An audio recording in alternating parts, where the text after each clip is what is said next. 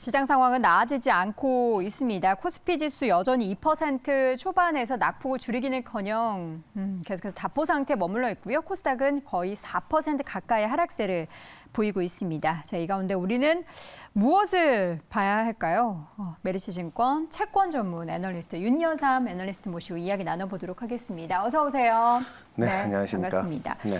요즘에는 시장에 정말 많은 지표들 가운데 뭐를 보면서 우리가 증시의 등불로 삼아야 하는가를 찾기가 너무 어려운 것 같아요. 오늘 네. 시장의 하락에 있어서도 네. 어떤 점을 가장 좀 중요하게 보셨는지요? 일단은 지난 주말에 사실 미국의 고용 지표는 괜찮았어요. 그렇죠. 뭐 실업률이 오히려 이제 3.7에서 3.5까지 떨어지면서 미국 경제는 여전히 양호하구나. 그게 문제가 됐잖아요. 고용시장은 타이트하게 잘 돌아가고 그거 덕분에 아직까지는 우리가 저희들 표현으로 하드 데이터라고 하거든요. 네. 실물 지표에서 가장 단단하다고 하는 고용 소비와 같은 것들이 견조하기 때문에 그렇기 때문에 중앙은행들이 우리가 또 10월 초에 일시적으로 불거졌던 그놈의 피벗이라고 하는 그렇죠. 네, 조금은 이 통화정책 기조를 좀 풀어줄 수 있지 않을까. 그게 지난주 금요일 날 나스닥 지수 3%가 넘는 하락으로 네. 예, 그렇게 또 보여줬고, 그리고 이제 우리는 전일도 쉬었잖아요. 그렇죠. 전일에는 또다시 이제 영국이 이번 주까지만 그동안 이제 그 정책적으로 금리가 불안하게 움직이니까 네. 양적 완화를 원래 9월 달에 종료하기로 했다가 이달 딱 14일 이번 주까지 연장해 주기로 했는데 네. 그 기한을 이번 주까지로 유지를 하되 그 사이에 이제 금리 안정을 위해 노력하겠다고 했지만 전일에도 영국채 10년 금리 길티 10년짜리는 25bp가 넘게 치솟으면서 그런 금융시장 불안 요인들이 또 결국은 또 달러 강세를 촉발하고, 그래서 오늘 또 원달러 환율이 다시 이제 1,430원대로 하루 만에 그냥 또 이렇게 20원 가까이 치솟다 보니까, 그러다 보니까 이제 전반적인 우리나라 지난 주말에 양호했던 미국 고용 지표와 유럽 쪽에서 또 영국 주도 하에, 그리고 또 그 사이에 이제 오펙은 감산을 한다면서 우리나라는 특히나 에너지 쪽에 취약한데요. 그 유가가 90불을 넘어가니 WTI 기준으로. 한국 경제 쪽에서 받을 수 있는 스트레스. 오늘 보니까 10일치 우리나라 수출 데이터가 나왔더라고요. 네. 10일 동안, 10월 달 10일 동안 나타나는 수치가 우리가 노는 날이 좀 있어서 조업일수가 좀 빠진 걸 감안해서 일평균으로 환산해도 네. 작년 대비 마이너스 12%입니다. 그러니까 이제 4분기부터는 우리나라 수출도 반도체 중심으로 해서 좀 이제 본격적으로 우리나라가 이제 이런 쪽에서 경제에 대한 우려들이 깎여 들어오고 있기 때문에 오늘 네. 코스닥 지수 좀 많이 빠지고 있는데요. 삼성전자도 좀 요 며칠 사실은 지난주에 좀 제법 올랐었잖아요. 반도체주들이. 그런 부분들이 좀 부담으로 작동하고 있지 않나 그렇게 보고 있습니다. 그러니까 종합해 보면 뭐 너무 정신없이 얘기를 드렸는데 총체적인 난국입니다. 네, 뭐 그렇습니다. 하나 좋은 게 없고 우리가 늘 평소에는 노동 시장이 견조하면 좋은 거 아니야 하는데 오히려 좋은 것이 지금에 있어서는 악재인 거죠. 긴축을 더 할 수밖에 없는 그런 상황이니까. 근데 여기에 또 안 좋은 마이너스 투성이니까 네네. 좋은 거 찾기가 너무 어려운 것 같은데 자, 이 맞습니다. 가운데 있어서 가장 중요한 또 우리나라의 금융통화위원회가 이제 보통은 목요일인데 뭐 여러 가지 이슈로 인해서 내일로 당겨졌습니다. 총재께서 이제 또 이제 세계은행. 팬데믹 G20 재무장관 중앙은행 총재 회의가 이번 주 후반에 있어서 또 당겨서 하고 있습니다. 이틀 당겼습니다. 지금 50bp 인상에 대해서는 거의 못 박아둔 거죠. 그러니까 이게 사실은 우리나라가 7월 달에 50bp 인상을 한번 해봤어요. 그래서 네. 사상 초유였어요. 그쵸. 그렇게 하고 나서도 이례적으로, 이건 이례적인 인상이다라는 거를 한국은행 금리 결정 문구에 박아놓기도 네. 하고, 그리고 우리가 생각했던 경로대로만 간다면 25bp씩 움직임이 우리에겐 적절하다. 그쵸. 미국이 좀 빅스텝이나 자이언트 스텝을 해도 그렇게 얘기를 했는데 9월 FOMC 이후에 그 기조가 또 깨졌다. 미국 쪽 통화정책에 대한 기대치라든지 그 경로들이 좀 위쪽으로 많이 들리면서 네. 한국은행 총재가 했던 말이 있습니다. 우리는 뭐 우리 한국 정부에서는 한국은행이 독립적으로 움직일 수 있지만 연준에서는 독립하지 못했다. 이런 표현이 또 우리나라 통화정책 기대. 그러니까 이번 달에도 그래서 50bp 정도는 해야 되지 않겠느냐가 중론으로 가고 있고, 또 네. 외환시장 불안에 저는 솔직히 예전부터 얘기 드려왔던 부분인데 대외금리차가 우리 같은 메이저 커런시가 아닌 국가에서 사실 영향이 그렇게 높진 않지만 그런 환율 외환시장의 불안 심리라도 좀 진정시키기 위해서라도 이길 금융통화위원회는 50bp를 올리지 않을까 생각하고 있습니다. 보통 그 금리 차이가 미국과 우리나라가 한 1% 정도, 그러니까 100bp 정도는 용인한다라고 하는데 네네. 그런 상황 속에서 50bp를 인상을 해야지 그게 갭이 맞는 거죠? 뭐 그러니까 지금 미국의 기준금리가 현재 3.259 네. 상당 기준, 네. 우리나라는 2.5%로 이미 75bp 정도 역전이 돼 있는데 네.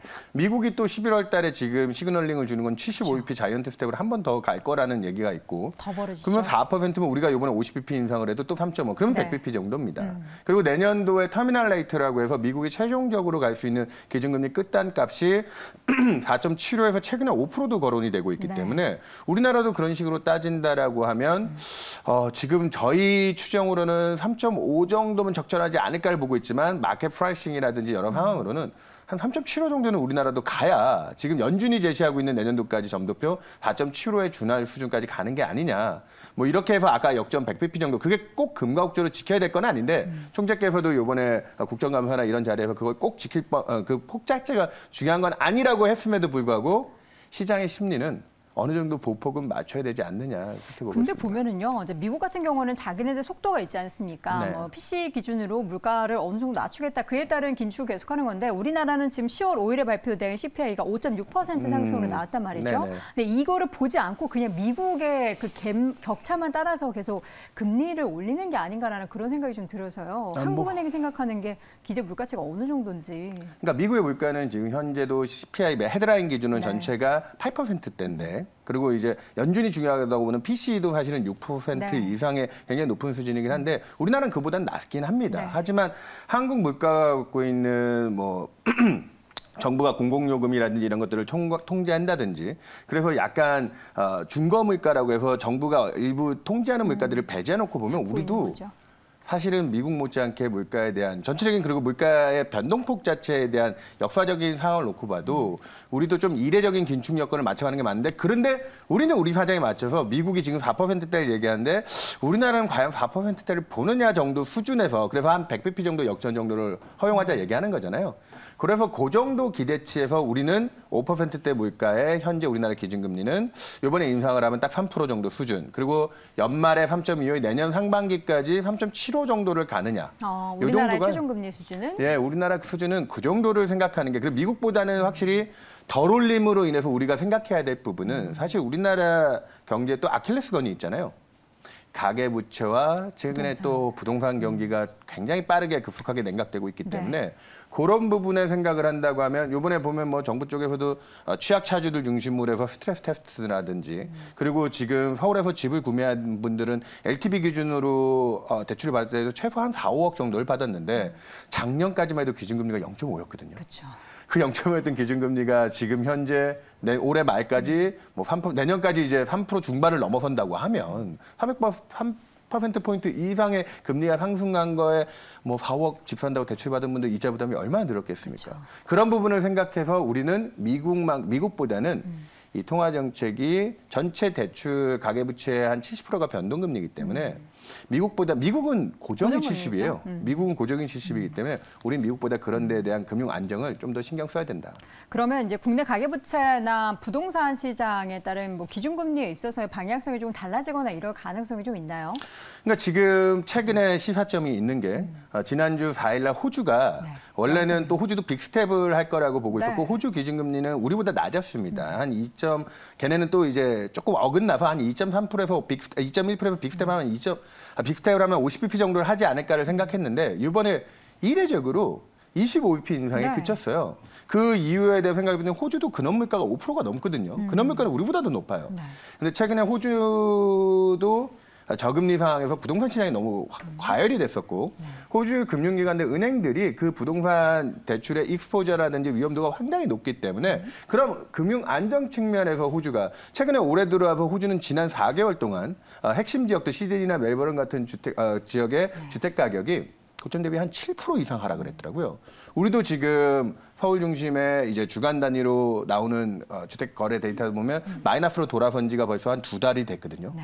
이런 하방 압력들을 생각하면 자산 시장에 대한 익스포저라든지 아까 우리는 변동금리부 대출이 상당히 노출되어 있기 때문에 호주가 생각보다 다른 중앙은행보다 빨리 베이비 스텝을 돈 게 미국은 그거보다는 물가 안정을 위해서 좀 더 적극적인 노력을 하고 있지만 우리는 또 호주와 같은 곳에 시사점이 있기 때문에 내년도 상반기쯤에 우리나라도 주택 가격이 전년 대비로는 마이너스대를 볼 수 있다는 전망들이 나오고 있거든요.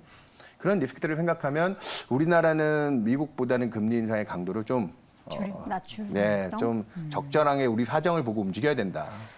지금 우리가 2.5% 그리고 이번 달에 50bp 인상을 하게 되면 이제 3%가 되는 거죠. 근데 네네. 일각에서는 11월에 50bp 얘기도 나오는데 이건 좀 과한 건가요? 방금 얘기 설명을 다 드렸지만 아마 그래서 이번 금통위 때 금리 인상을 50bp를 인상하는 거에 대한 반대를 하는 금통위원도 한두 분 정도는 나올 수도 있다. 아까 얘기드렸다시피 우리나라의 부동산 경기 냉각이라든지 가계부채를 생각해서 그런 주장들이 있을 거기 때문에 11월 달까지 우리나라 지금 코스피도 계속 이렇게 위축이 되고 있고 수출 경기에 대한 둔화 우려들도 불거진다고 하면 11월 달에 그런 부분들을 종합적으로 판단해서 우리나라가 또 연속 빅스텝 단순히 한미 금리차만 보고 움직일 거냐.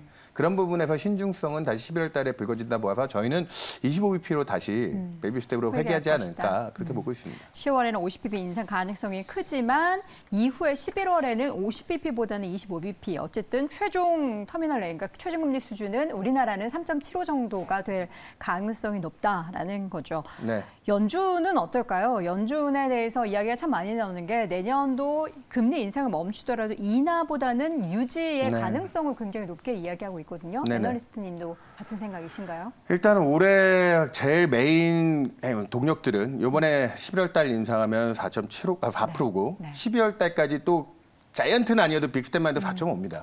그 정도까지는 지금 전일에 뭐 시카고 연은 총재도 어디 컨퍼런스에서 얘기하듯이 그 정도까지는 각오하고 있고 내년 초쯤에는 미국도 지금 제시한 점도표 4.75.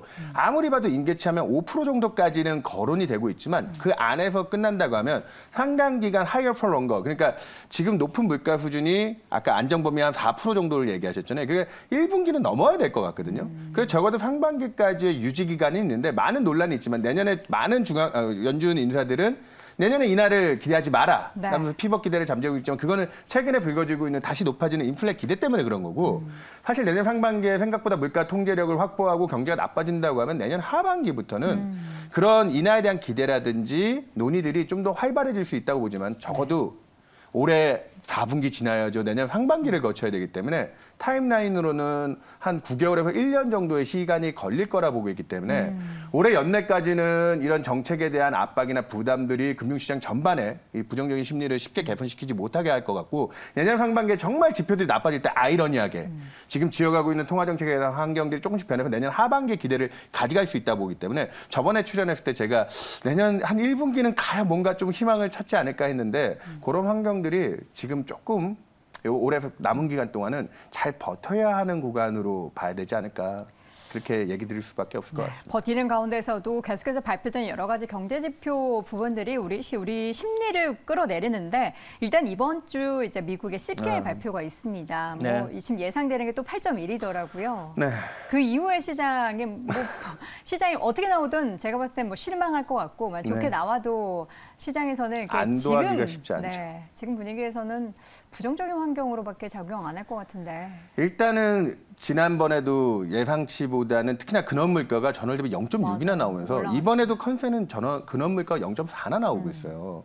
그렇게 해서 상당한 지금 물가에 대한 압박들이 누적된 가운데 블룸버그 같은 데서 조사해본 바로는 컨센서스보다 이번에도 약간의 상회할 수 있는 리스크가 더 높지 않느냐에 대한 얘기들이 나오고 있기 때문에 네. 물가가 이번에 컨셉만 부합해도 시장이 일부 안도는 할 수 있지만 그 안도 랠리라고 하는 게 사실 올해 연말까지 12월 FOMC까지 계속 허들을 넘어야 되거든요. 이 인플레이션 내년 1분기에 안정범위 4%까지 가는 걸 보기 전까지는 인플레이션이 예상을 하회한데도 잠시 일시적인 반짝임은 일 수 있지만 여기에 기대서 뭔가 대단한 반전의 계기를 만들기 쉽지 않다. 그렇기 때문에 지금은 오히려 물가 지표가 조금 컨센에 맞춰주거나 낮게 나왔을 때 시장이 안도하는 부분들을 위험 관리 기회로 잘 삼고 가는 게 지금은 현명하지 않을까 싶습니다. 위험 관리라 하면 좀 덜어내는 거 말씀하실 텐데. 지금 연내에는 많은 기대를 하기가 맞아요. 지금 남아있는 사안이 또 하나가 지금부터 시작되는 기업 이익 조정이라든지 이런 부담들이 남아있기 때문에 그거까지 거치고 나면은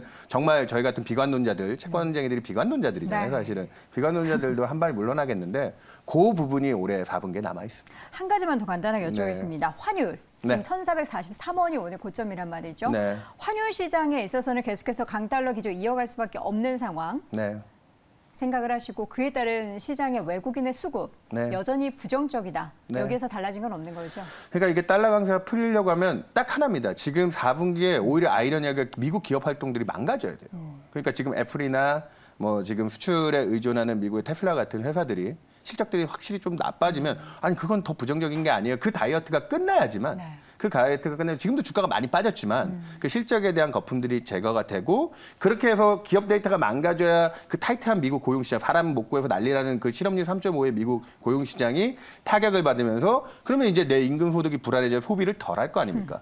그러면 중앙은행이 이 정도 환경까지 됐으니 우리가 이렇게 허리띠를 졸라면서 돈줄을 막고 있는 거는 그래도 이건 좀 풀자라고 할 수 있기 때문에 그게 달러 강세를 푸는 제일 그 플로우라고 보는데 그거 역시나 연내에는 조금 쉽지는 않을 것 같습니다. 쉽지 않은 환경 속에 우리는 할 수 있는 건 버텨내는 것밖에 없는 것 같습니다. 자, 오늘 이 시간 결정적 투자 심층 분석을 해봤습니다. 메리츠증권 채권 전문 애널리스트 윤여삼 애널리스트 함께했습니다. 고맙습니다. 네, 감사합니다.